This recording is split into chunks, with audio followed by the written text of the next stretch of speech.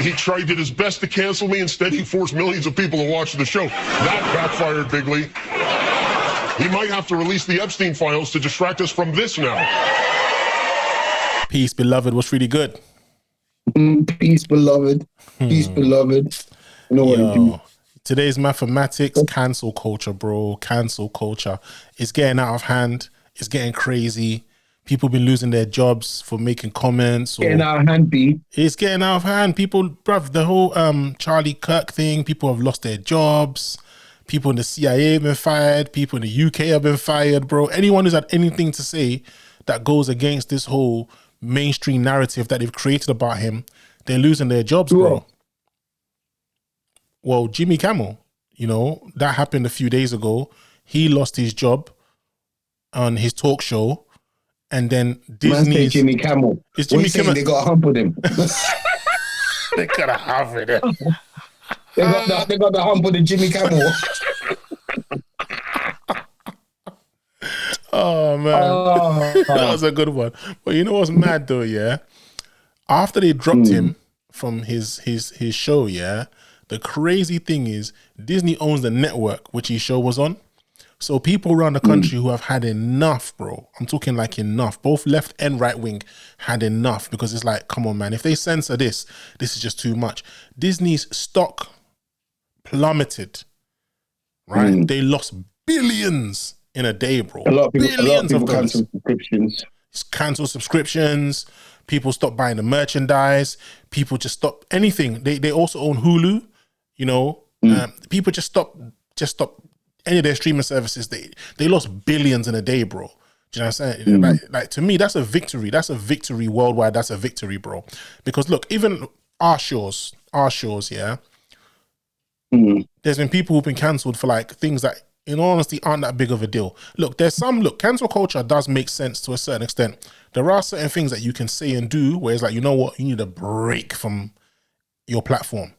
You need a break from your platform, like you're just too much. Do you understand what I'm saying? You ain't say nothing though, man. We had some new lows over the weekend with the MAGA gang desperately trying to characterize this kid who murdered Charlie Kirk as anything other than one of them and doing everything they can to score political points from it. In between the finger pointing, there was grieving. On Friday, the White House flew the flags at half-staff, which got some criticism. But on a human level, you can see how hard the president is taking this. My condolences on the loss of your friend Charlie Kirk. May I ask, sir, personally, how are you holding up over the last day and a half, sir? I think very good. And by the way, right there, you see all the trucks. They've just started construction of the new ballroom for the White House, which is something they've been trying to get, as you know, for about 150 years. And it's going to be a beauty. Yes. He's at the fourth stage of grief, construction. It's demolition, construction. This is not how an adult grieves the murder of someone he called a friend. This is how a 4-year-old mourns a goldfish. Bro, and he just got cancelled for that, bro. He got cancelled for that, bro. That's not even, he didn't even, bro, but do you know what? America's a bit different, though. I'm not going to lie. America, I don't know if that wouldn't happen over here. That wouldn't happen over here because that's mad. America, they got the left wing, the right wing. They got bare beef, bare racist, bare like. To be honest, I don't think they're that different. I think the Charlie Kirk thing, a lot of people were using it as they weaponized his death to get a lot of people cancelled. Because I remember when it happened, days after it happened, or like a day after it happened, people were saying, I'm going to report to your employer, and people were actually losing their jobs. So I think people did it as like some kind of like, what's what I'm looking for? You know, when like you copycat. Basically, no one wants to seem as if they're not supporting Charlie Kirk, even if they disagreed with some of the things that he said. No one wants to seem like they're not supporting him. So I think people are just like jumping on the bandwagon and going, "Yeah, we'll fire him because it's about how everyone feels about him." But not everyone felt the same way. A lot of African Americans, a lot of black people all around the world have seen the clips of some of the stuff that he said, which black people are offended by. So how can you expect them just to be like sympathetic, empathetic, sympathetic? Yeah. What's the question? What's the question? I was gonna say, yeah, like we're talking about Jimmy Kimmel and the cancel culture and all them things there. Do you think a black person has the same power as he does, as a white person does? So let's say the person who owned the show was a black person? If a black person made the same joke Jimmy Kimmel made, Yeah. would there have been as much outrage? Yeah. And would they have rehired him and everything that's gone with it? But to be honest, it was more the people, the power of the people that made him get rehired. That was the power of the people that made Disney bend the knee and say, you know what, give him back his job. You know? I hear you, but I'm saying, can the black person have that same amount of power? It depends what kind of black person. Like someone like what's my man saying? Dave Chappelle or Chris Rock or Will Smith. As big as Dave Chappelle and Chris Rock is, I personally still don't think like they would have that kind of power for white. Remember, you gotta understand this, yeah. America, I don't know what the percentage of black people are in America, yeah. Like I guarantee you, most of like the Disney subscription holders and the people who are predominantly, most of them are white. Look, so I don't know. I don't think it would. I don't have the answer, but like I said, there are certain type of black people in the mainstream media in America, yeah, global stars who have the support of mainstream America. So it depends what kind of black person. Like, you know, if someone like Charlemagne the God said it, let's be honest, a big difference between him and a Chris Rock or, do you know what I mean, or a Dave Chappelle. Do you know what I'm trying to say? It will probably be taken as an insult, whereas Jimmy Kimmel blatantly was not insulting him. He was making light of the fact that Donald Trump was not taking the situation seriously. Yeah. So what's your and besides, he's a comedian. That's what he does. Yeah. Like, you know what I'm saying, and I don't feel like even mocked Charlie Kirk or anything like that. But so what's your opinion on cancel culture? Bro, I'll be honest with you. I think cancel culture is necessary to a certain extent because there are some people who are extremely disrespectful. But as you can see, it didn't work for... Well, then again, Charlie Kirk wasn't really on mainstream TV. He had his own network. If he was on mainstream TV, I'm sure some of the things that he said about black women not having the mental capacity to work in certain work environments and stuff like that, I'm sure he wouldn't have been able to say that on mainstream TV. So obviously he had to stay on his own networks. But when it comes to people who have been given platforms on mainstream TV or any kind of mainstream platform... Well, cancel culture is mostly about social media. It's not about TV. I think Jimmy Kimmel's case obviously is mainstream TV. But in terms of like the average Joe who might say certain things and like have lost their jobs, I think it took for a celebrity to be scorned for people to use that as a segue for them to express their personal perspective on the situation for people who are losing jobs, who are not mainstream pop stars or mainstream commercial kind of, you know, comedians or whatever, or have these massive platforms. So I think everyone on different stages of their platforms on social media or their platforms on mainstream TV is voicing their opinion now because, bro, it is getting a bit too much, bro. Bro, you know what they said to him, to Jimmy Kimmel? They said to him that he has to pay some money to the family of Charlie Kirk and he has to also make a public apology. He said he's not going to do it. And I don't blame him, bro. Because what has he actually said? He didn't insult the man. He made a joke of Donald Trump. If anything, they should be focused on Donald Trump. But because these people are all Trump supporters, they're not looking at what he said. He made light of the fact that the man's passed. They said, how are you coping with his passing? And he said something, oh yeah, you know, the ballroom is getting built and da-da-da-da-da. We're trying to build it for... Bro, he just diverted the conversation somewhere else and started talking about something that has nothing to do, that has no comparison to a man who's been unalived. Do you know what I'm trying to say? But instead, they're coming for the comedian who said, hey, look at him, he's talking about that, rather than the man that's been passed away. If anything, he's actually making people understand that someone's passed away. We need to be a lot more focused on the severity of the situation. Do you know what I'm trying to say? So, to me, I don't know, man. I'll be honest with you. Like, yeah, I think cancel culture, going back to what you asked, cancel culture is necessary for people who are blatantly just taking the pee, bro. Do you know what I'm trying to say? I don't think cancel culture works. It doesn't work. Okay. The reason being because, like, it's just a thing that people say, cancel culture and all that stuff. And it mostly happened within, like, the black community, mainly. If you think about it, really. What white people get disagree with that. I gotta disagree with that, bro. Name me a white person that got cancelled. I don't know my man's name, but that white guy who... during the Jamie Duggan, is not no what's man who passed away from Tottenham again? Is it Jamie Duggan? I forgot his name. The black guy who got shot by the police. Oh, when the riot happened. Yeah, what's his name again? Mark Duggan. Mark Duggan, right. All right, so basically, there was a guy, a white guy, and he's been on TV for years. I'm talking years, long before I was born. I forgot his name. But he started talking about how, all this is to be blamed for this Jamaican patois, Jamaican street culture, and its influence in the youth. He got cancelled for that immediately, bro. What's happened is that a substantial section of the chavs that you wrote about have become black. The whites have become black. A particular sort of violent, destructive, nihilistic gangster culture has become the fashion. And black and white, boy and girl operate in this language together.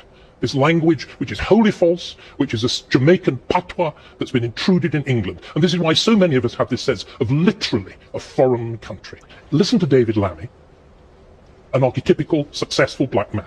If you turned the screen off so you were listening to him on radio, you'd think he was white. The reason why I say cancel culture doesn't work and stuff, yeah, it depends on how big you are as a person, yeah.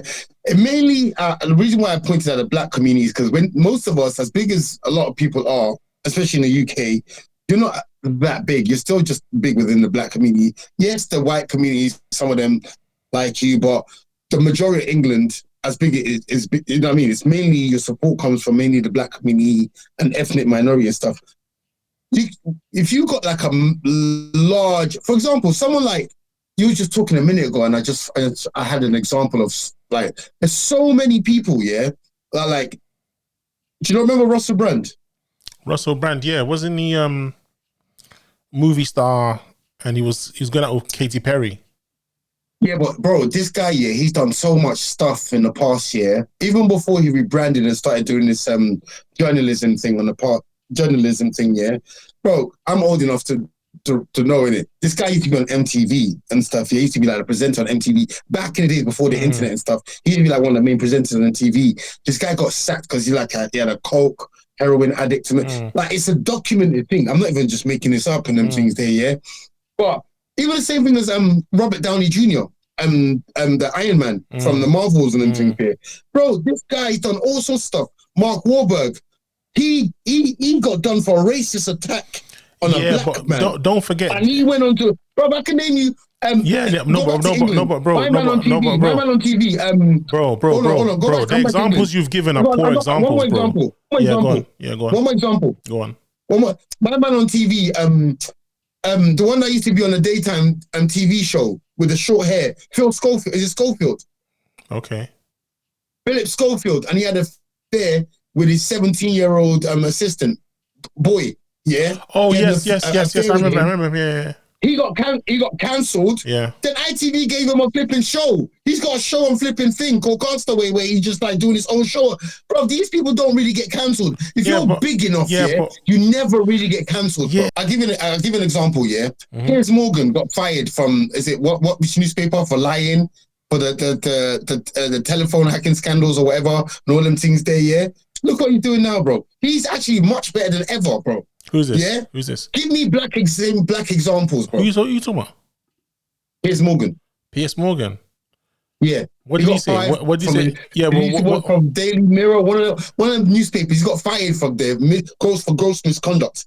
It's a fact. Yeah, but what did he say? What did he say to get cancelled? No, it wasn't. You want to go into the specific of what they said, like Ginger Jane. No, but it's not specific. Bro, you just said to me, I'm not trying to get specific. You just said to me that Piers Morgan, you use him as an example, and I'm saying, what did he do to get cancelled? What did he do?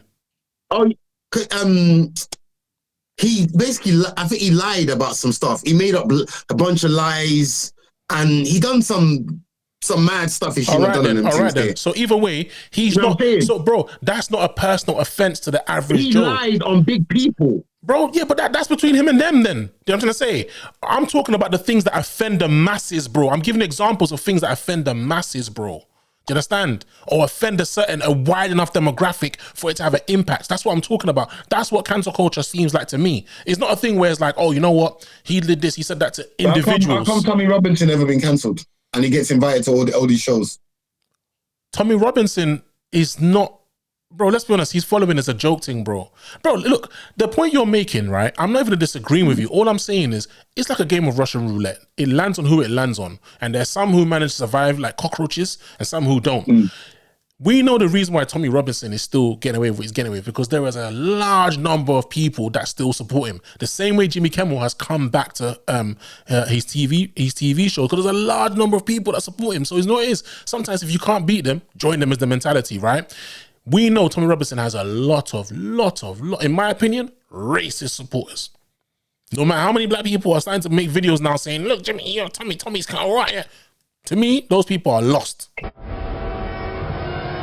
You know, he's got more balls than most politicians and most men. He should be British first, foreigner second. Bruv, he's very smart, Tommy Robinson. The reason why he survives the cockroach that he survives, yeah? He looks for the things that anger his supporters.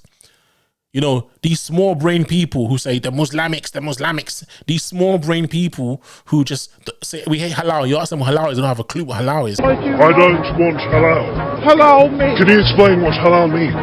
Well, halal meat is I don't quite know, but I don't know, man. What do you guys think? Do you think it works? Do you think it doesn't work? Do you think it has an impact? Do you think it does not have an impact? Do you think it's necessary? Do you think it's not necessary? Should people be able to say whatever they want to offend other people? I mean, look, like I said, to me, freedom of speech is very, very important. You know, we should be able to speak our mind. But if I'm going to be disrespecting a demographic of people, disrespecting and insulting a niche of people, and they're not happy with it, then it's no longer freedom of speech, it's insults. So to me personally, it does serve its purpose if it's used wisely. But now I think it's going out of hand. Now it's just to silence people just for the sake of you not having a voice. And that's why I respect what everyone's done with Disney. I really, really respect it. Hit them where it hurts. And now all of a sudden, it's not about Charlie Kirk anymore. It's about their pockets. Before it was about Charlie Kirk. When you lost billions and billions and billions of dollars because people boycotted Disney. Now all of a sudden it's like, hey, you can get your job back. A lot of people have been asking me if there are conditions for my return to the air, and there is one. Disney has asked me to read the following statement, and I agreed to do it. Here we go. To reactivate your Disney Plus and Hulu account,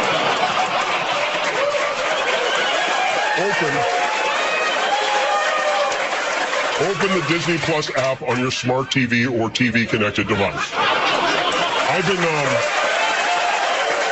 fortunate to work at. But anyway, guys, let us know what you think in the comments. Please comment, like, share, subscribe, and press the notification button to be up to date with everything that we've got to talk about. And yeah, brother, peace and blessings, my brother.